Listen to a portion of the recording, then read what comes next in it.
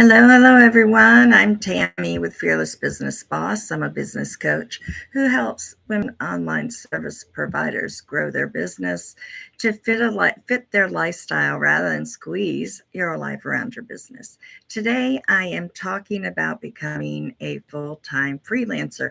Maybe you have a side gig, or maybe you're still working full-time and you're thinking about, okay, I want to maybe start that side business or become a freelancer. So, just some things I want to quickly go over today. I'm not going to take a long time, but quickly go over. Number one would be remember this is about consistency, not supersonic speed. It takes time. And if you're starting from scratch and don't have an audience yet built in or followers, it will take some time to build that up. So it's not going to be overnight. So keep that in mind as you begin to build up your audience and begin to post things online, perhaps build a website. All of those things are needed as you start to build a freelance business.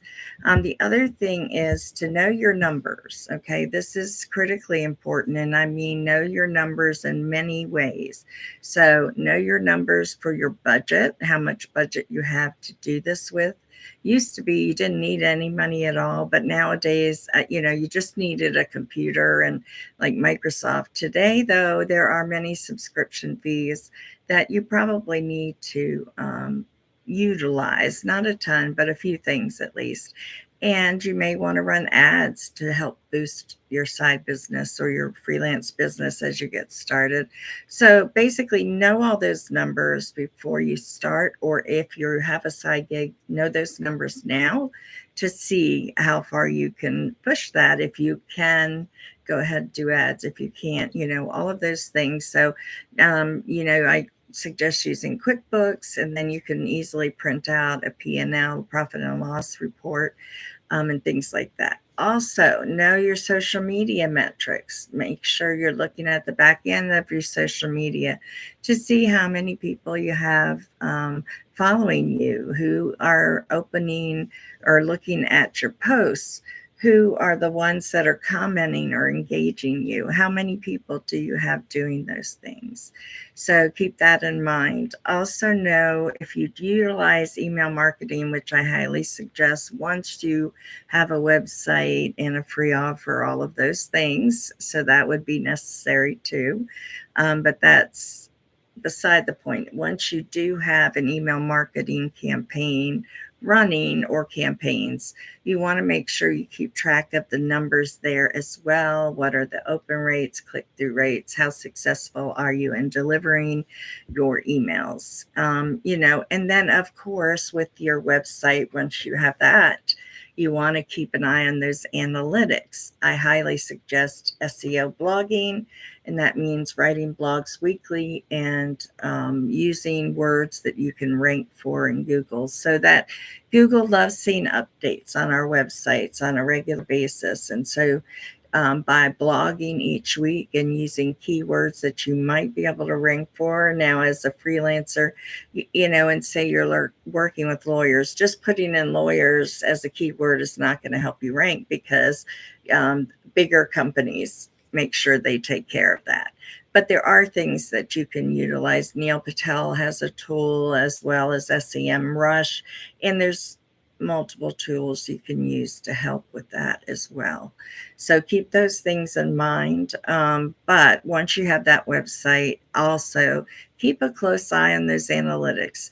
Where are people opening up your website? Are they going to the home page? Are they going to a specific blog? Are they going to your services page? Where is it they are visiting? What are they opening up when they get to your website? So keep track of that and keep an eye on that. If there's a particular article that they keep coming back to, for me, I seem to get a lot on an article I did about tips on, 7 tips about mindset, and that one seems to get a lot, even though my specialty is business coaching and helping people. Mindset's a part of that, and I seem to get a lot of hits from that. So if you see an article that's getting a lot of hits or shares and things like that, then that's definitely a topic to keep them on, as long as it's the right audience. You want to maybe write some more articles around those things using different keywords. Just a quick little nudge there. Also, step 3 is touch points. Keep in mind how many touch points it takes for people to get to know you. People have to know, like, and trust you before they'll buy from you. And there's a great quote from the University of Maryland in Baltimore, actually, and it says, "The rule of seven asserts that a potential customer should encounter a brand's marketing message at least 7 times before making a purchase decision. When it comes to engagement for your marketing campaign, this principle emphasizes the importance of repeated, and hear that again, repeated exposure for enhancing recognition and improving retention. Repeated exposure is vital, they say, because it builds familiarity and your credibility, fostering trust and influencing your audience's behavior." And I know it was a long quote, but I thought it was a good quote. Just simply, we know these things. If you've been doing your own marketing at all, or once you do start doing that, you'll realize the consistency is key, and putting your offers out there often is also key. And people also need to see who you are. They want to connect with you on a real and personal level. So make sure that they're getting that rule of 7 touch points. Okay. So keep putting things out there, keep offering up information, and keep helping people. That's really what it's about. Your desire to help people. My desire is to help my clients, to help women in business, to be able to not only help them with their marketing, but if they're starting, I want to help them. Or if they're growing or trying to scale and add a virtual team, I want to help them do that. So my desire is to help my clients. So keep that in mind. It's not all sales, sales, sales in business, but you really, just want to help the people that are going to be your clients and audience. I have a blog about this, so you may want to go to my website. It has more information there, and I actually lay out my touch points that some people may use to get to know me, so that you can see those and actually kind of take a look at that and what that means. So another email tool tester, I have another quote, and they actually say on average it takes 8 touch points. And I think the more people are online and on social media and all of that, more and more and more, there's more noise out there. So it's harder to get people to stop in their tracks. So, now this tool is saying that it takes on average 8 touch points to make a sale, according to several online studies. While 8 touch points might be a valid average, what they're saying is the number of actual touch points for a sale requirements can vary between 1, which would be great, right? So if you were watching this and then decide, okay, I was the coach for you, you go and connect with me and we have that conversation, right? That's 1 touch point.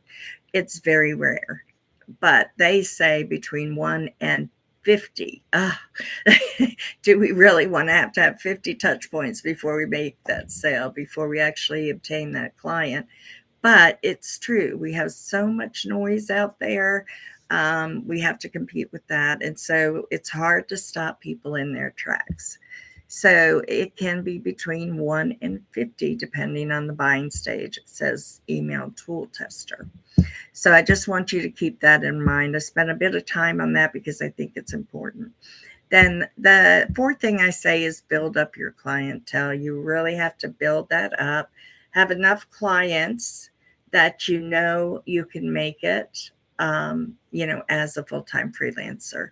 You don't want to just quit your job and not have any clients. So just make sure you've built up a good clientele, and then knowing that when you do leave your job, you'll be able to attract even more clients to help build up that income. Um, I think it's important that you understand and know it's time, to build up that clientele. You really have to be also interactive with them. You have to engage with them. And it is less expensive once you have clients to keep those clients than it is to go out and attract new clients. So making sure that you're keeping your clients happy, doing good client care, and staying in touch with them regularly and being loyal to them so they'll be loyal to you. Those are 4 of the steps for becoming a full time freelancer. I hope that helps you in some way. If I can help in any other way, please let me know. Just reach out. My website's fearlessbusinessboss.com, FEARLES, fearlessbusinessboss.com.